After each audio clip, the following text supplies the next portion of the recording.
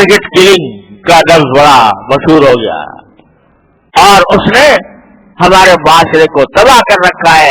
خاندان کے خاندان اجڑ گئے ہیں, ہزاروں عورتیں بیوہ ہو چکی ہیں, ہزاروں بچے یتیم ہو جاتے ہیں, اس لیے محض اپنے ایک جذبہ عصبیت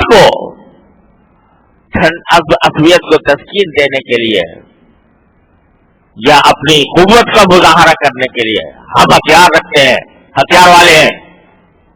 وہ چاہے ہتھیار رکھنا جرم ہو, لیکن اس جرم کو یوں سمجھ کر کہ یہ ہماری دلاوری کی بات ہے, یہ ہماری بہادری کا کام ہے, اور اس کو لے کر ایک دوسرے کے اوپر حملہ آور ہو رہے ہیں. اس لیے محض اس بنا پر کہ اپنی قوت کا اظہار ہو, ہم زیادہ مضبوط ہیں تمہارے مقابلے میں, محض اس لیے.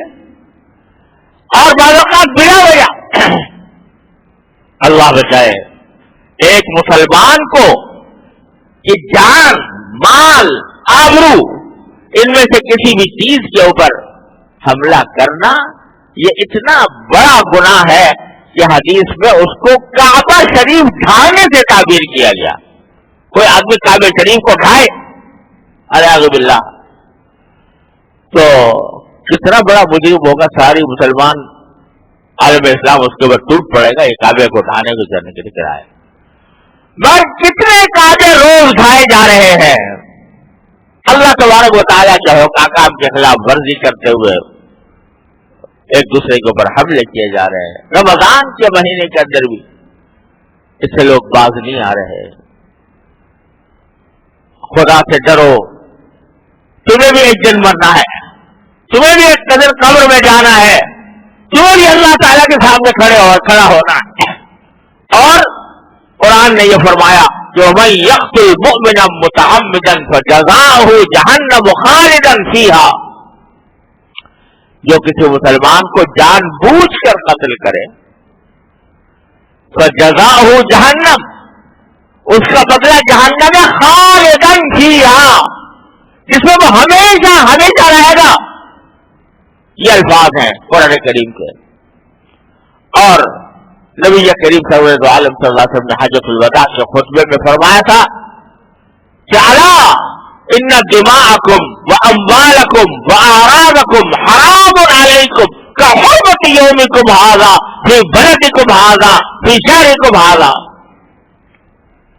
کہ تمہاری جانیں, تمہارے مال, تمہاری آبروئیں ایک دوسرے پر اس طرح حرام ہے اور ان کی حرمت ایسی ہے جیسے کہ تمہارے اس دن کی یعنی یوم النحر کی, اور جیسے تمہارے اس شہر کی یعنی مکہ مکرمہ کی, اور جیسے تمہارے اس مہینے کی یعنی ذو الحجہ کی.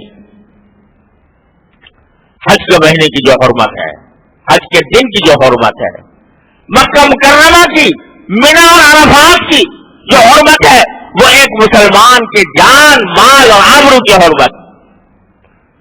تو فرمایا کہ میرے بعد کہیں تم ایسا نہ کرنا کہ کہ ایک دوسرے کی گردنیں مارنے لگو.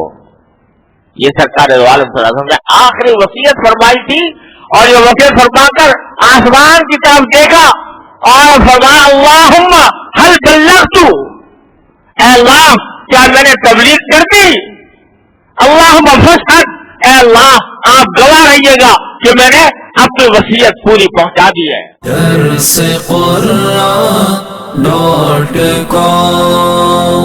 www.درسقرآن.com